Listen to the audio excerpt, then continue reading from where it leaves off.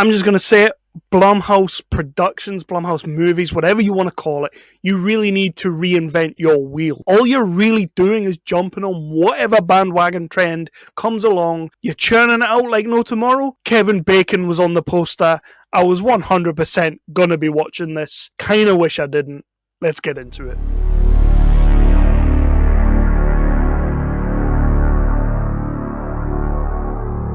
Hello everybody, my name is Kevin Halden and welcome back to Nerdly Out Loud, the official channel of nerdly.co.uk, your favourite British home for all of your news, reviews and exclusive interviews. We like to cover everything from the big budget to the no budget to the low budget. I screwed that. Big budget to low budget to no budget, with a special keen interest on the lower end of the scale. This movie kind of falls in the middle.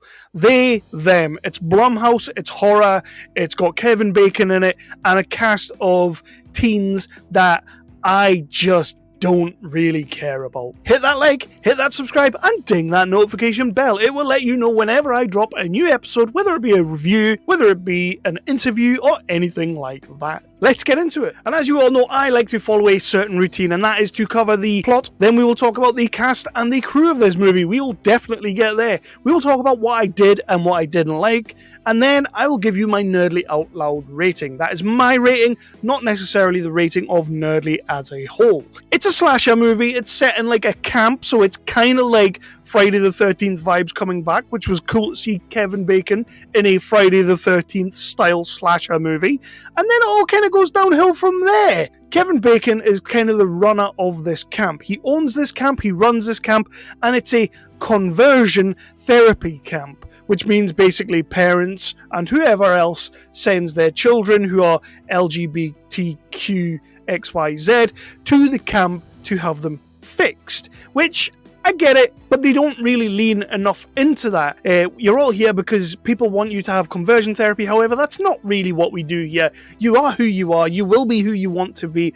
I am just going to help you find that person, that inner dialogue. I'm going to make you feel better about all of this. And if you do change, happy days. If you don't, you go home knowing who you are now. He's a very nice guy. Of course, that's not really going to happen because it's a horror movie and it's a camp. And there's going to be a serial killer on the loose, killing people left, right, and centre. Although the body count in this one, not that big. We're finding out as we go along what's actually going on here. We're finding out little bits and pieces about some of our cast and characters. I mean, not enough for me to get involved with any of them. Let's just talk about the cast and crew. And first of all, Kevin Bacon, I'm going to say it, you are slumming it in this movie. You definitely have the best lines of the movie. Your character is definitely the most fleshed out, even though we don't know a great deal about you, so that's not saying a lot about the rest of our cast. He is doing a good enough job in a movie that doesn't really call for an amazing performance. So it was just great to see Kevin Bacon in a movie doing Kevin Bacon-y things and kind of playing a little bit against type. And of course, his second in command is Carrie Preston, who you will all remember from True Blood. We love Carrie Preston. She's an awesome actress, and she's great in this, although she doesn't have a great deal to do. One of the camp counselors is also played by Anna Chlumsky in what I will say is, my girl too, by the way, the bees! Poor Macaulay Culkin. But I will say that Anna Chlumsky's plot twist or reveal towards the end of this movie is the most telegraphed thing you will ever see in a horror movie ever. So much so that I'm not that worried about spoiling it, because you will figure it out within a second of her being on screen. So I will just leave it there and let you think of that what you will. We do have a whole cast of kids in this movie, or teens in this movie. I'll pick a couple of them and mention them as they do kind of have a little bit to do with moving the plot forward. The first of which is Theo Germain as Jordan. Now I had to look this up because they play the non-binary role in the movie.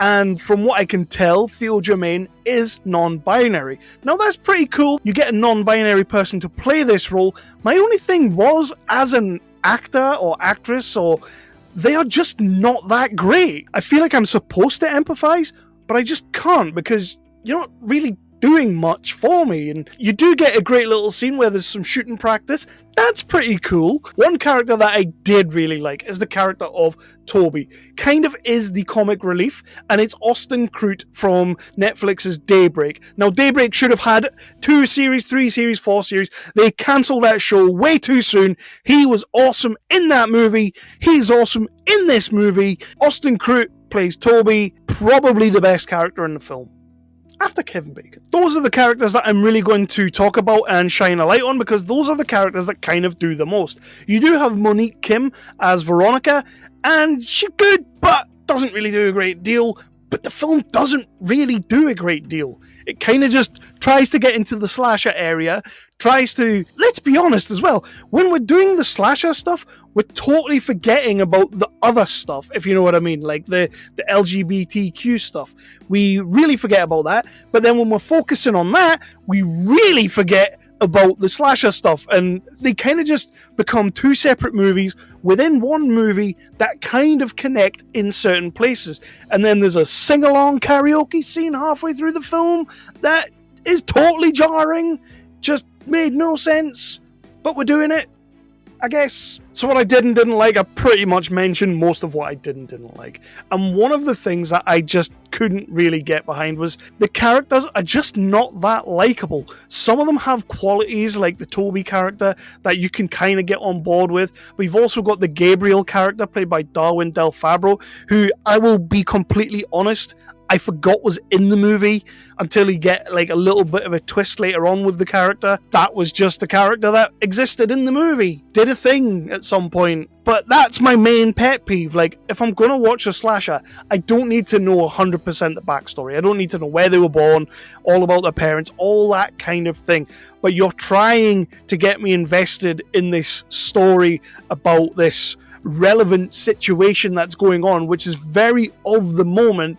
You're trying to get me invested in it, and I'm not getting invested because the characters kind of suck. I didn't know who to root for. I couldn't really root for the camp counselors, the Kevin Bacon character, the Carrie Preston character, the Anna Chlumsky. I couldn't really root for them because they all start dying. I couldn't really root for the kids because I wanted them to die.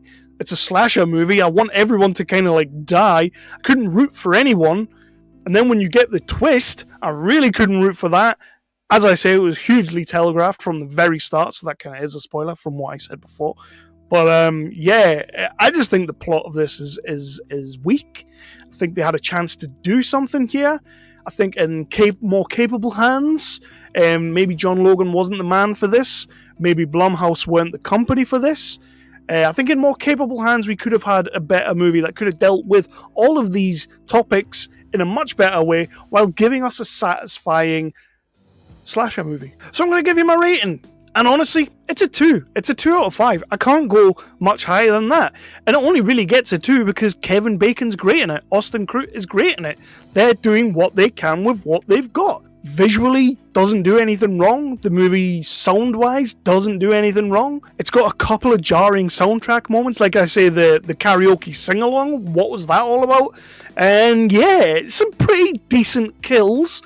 I'm not going to go over the top and say great kills, but some decent kills. It's a very middle-of-the-road movie. Like, if you don't watch the movie, you're not going to miss anything. Truly, you will not miss anything by not watching this movie. It doesn't change your mind about anything. It doesn't help you out understanding anything. And it doesn't really give you the gratification of glorious slasher kills. I suppose what I could say is a good thing. I went into it with kind of low expectations. And those low expectations, at least they were met. Anyway, I'm going to go. That was they, them, they/them. A Blumhouse movie that I think Blumhouse just needs to get away from taking these older stories and revamping them and refreshing them. Come up with some truly original stories. Give us something new. Blumhouse, like, back in the day, like, you know when Ghost Ship came out, I believe that was Blumhouse. Remember Ghost Ship? That was a decent horror movie. It was a really good horror movie. I enjoyed that movie back in the day, but recently, they're just churning stuff out for the sake of churning it out. Jumping on whatever sort of hot topic there is and just running with it. And you need to freshen it up a little bit. Freshen it up a little bit, please. Please do hit that like button, hit that subscribe button, ding that notification bell. They, them scores a 2 out of 5, but if you do see it, please hit me in the comments down below and let me know what you thought of the movie. I really want to know what people think of this one. Is it going to split the majority? Is it going to kind of...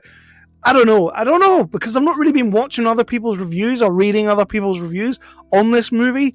I guess I should do that. So I don't really know what the general consensus is, but for me, it just falls flat. It's subpar, it's below par, it's a 2 out of 5. I'm out. Hit me in the comments. See you later.